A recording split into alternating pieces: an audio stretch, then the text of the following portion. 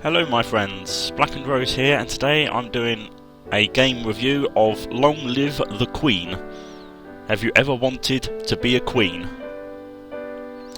That's a rather delicate question to ask any gentleman, because it could mean a number of things. But anyway, this is going to be a professional review, or as professional as I can get it. Basically, this is a very much text-driven story about a young princess on her way to being a queen. The various plots and pitfalls and balancing acts that come with that, but also it's very much... It's got a lot of RPG elements in it. There's a lot of stats to raise that have different effects. Best way to describe this is by starting it. So basically, this is you, the crown princess, and this is your father, the king. Now your mother's dead, and you're 15, and you've got to learn lots of different things.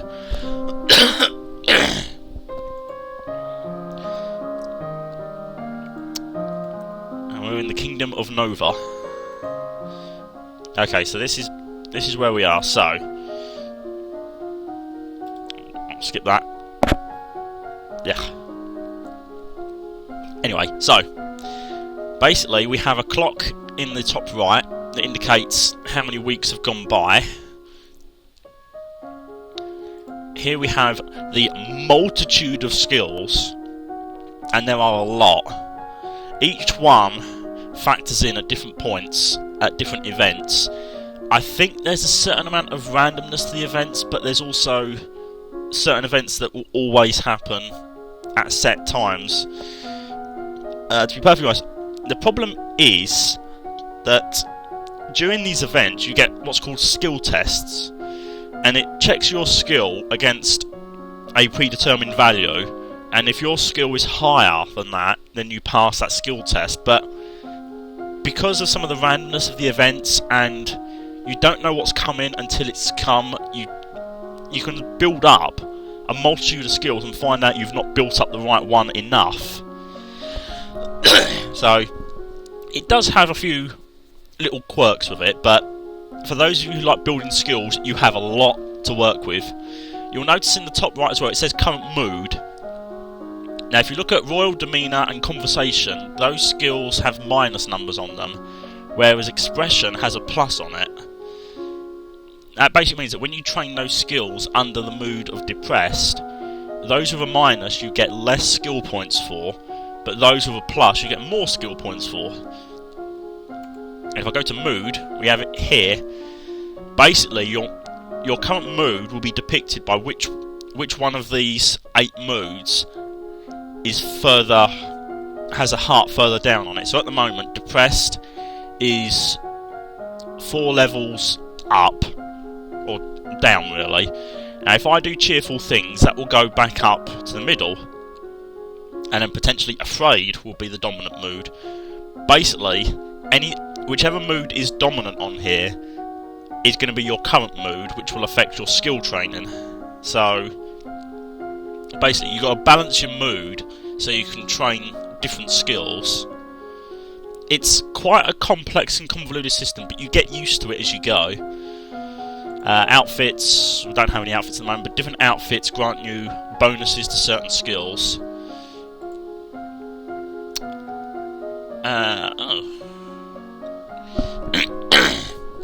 Didn't know about that. Okay. Now the basics of the game itself is each day you get to choose two skills to train, one in the morning and one in the evening. So if I went for expression, then I can choose the class option of, say, voice. And then in the evening I can choose a skill like animal handling and falcons, and then done. Now those skills will train now. And it says at the bottom, bonus depressed. I gained 15 points on that. And at every 10 points, it a certain aspect of that skill is expressed, which is important later on in the afternoon. That leveled up as well. And then at the end of each training session, you get these events that occur. I think a couple of them, some of them are random. I gained a +1 to cheerful. Now, at this point, I can then choose what to do with the rest of the time. Now, you can do things like playing with toys, visit certain people. Basically, each of these things affect your mood, or most of them do anyway. So, I could do, say,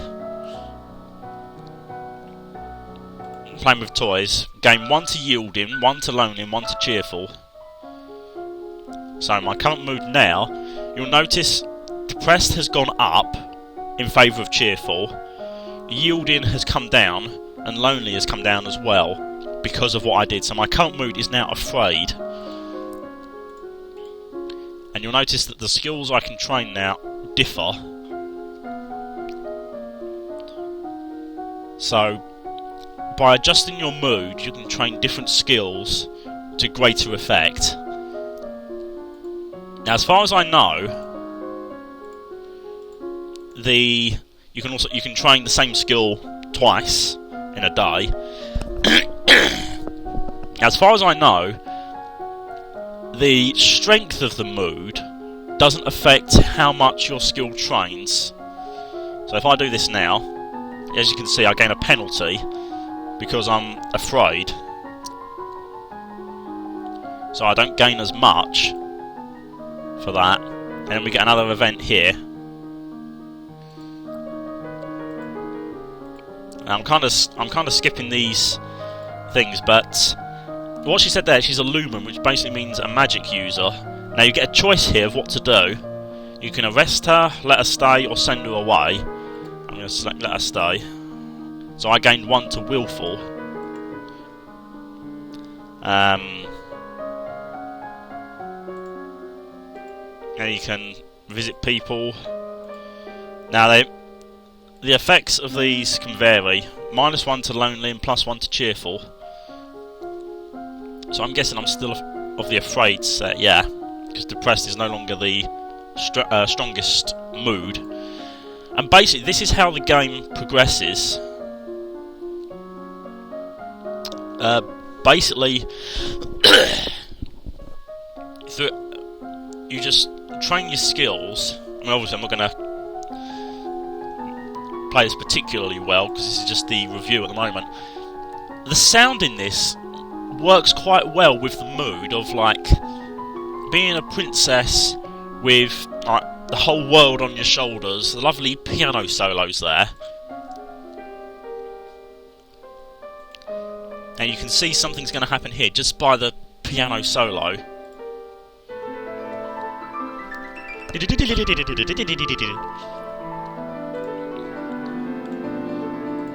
Now this is why the skill tests. Now because I trained composure, look down at your feet and see a snake. Now I can tell you now, if you didn't have composure trained to level 10, then Lady Merva, Charlotte, would leap in the path of the snake and get bitten and probably die.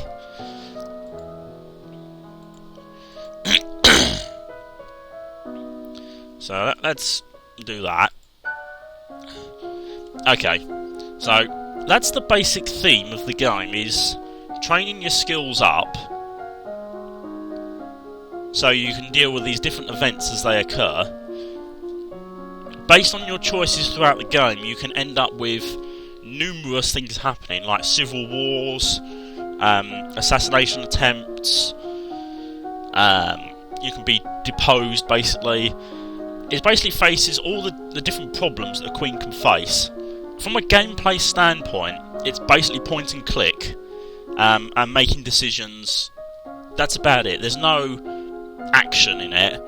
It's basically just decision making, things happening, and events, that kind of thing. So it's the sort of thing you can sit down and play and just sort of sit back and let it happen.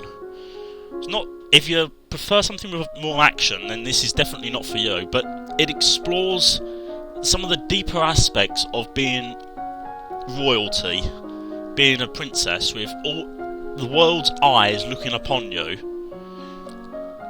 but also balancing your mood as well.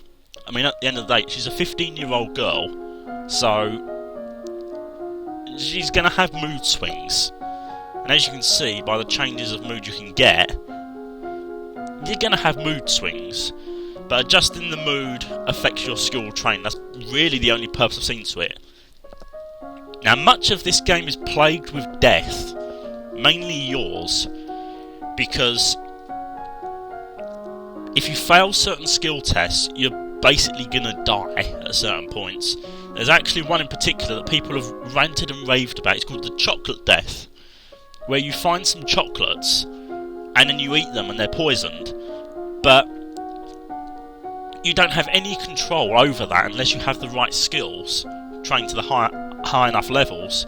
Otherwise your character just goes ahead and does it, and no matter how much you think, oh, for God's sakes, don't do that or do that, the character will just go along and do whatever they want regardless of the skills. It can get frustrating at times, especially if you've trained certain skills to avoid certain things and find you've missed out other ones, which then forces you into a death. I've played through this about 5 times and I've died all 5 times. I've never reached being queen yet. But make of it what you will. It's not a bad game. It's quite a decent game. It's a sort of thing you can play again and again, get all the different endings. You might find it enjoyable, you might not. But I think it's one of those things you've got to try, or at least have a look at, see what you think of it. If it looks interesting, give it a try. I would rate this probably about 7 roses on my scale, which I've now invented, the rose scale, 1 to 10. The reason I rate it at a 7 is because there's some good concepts here and explores the deeper aspects of being a queen, but there are some really infuriating parts where you just don't have the right skill, and unless you know the story inside out, you're not going to have the skills. And because of that, that it could be argued that there's a set way of playing to win, rather than playing your own way to win. So it could have done with some better tweaks there, and perhaps a bit more control, perhaps more randomness to the events. Like they could have different outcomes, but you still got to make choices. Even if your skills weren't high enough, perhaps it locked out certain choices or didn't give you enough information to make informed choices. So there was still an aspect of luck involved. But still, it's not a bad game. Give it a try. But yeah, make what you will of it. Sound complements it very well. The gameplay is very much point and click, so it's quite relaxed. The concept is a good concept for what it is, but perhaps needs a bit of tweaking. Could have done with a little bit more work to sort out some of the quirks. Perhaps a prince version, rather than just a princess version, to explore the aspects of being a king as well. Because being a prince, especially back in the medieval day, was a much bigger deal, because men would always be king, especially in good old England where I am. It was always male succession whenever possible. Not that I've got anything wrong with queens, but that was the way it was. That was the way it traditionally was. But anyway, that's just me going on now. I hope you enjoyed this review.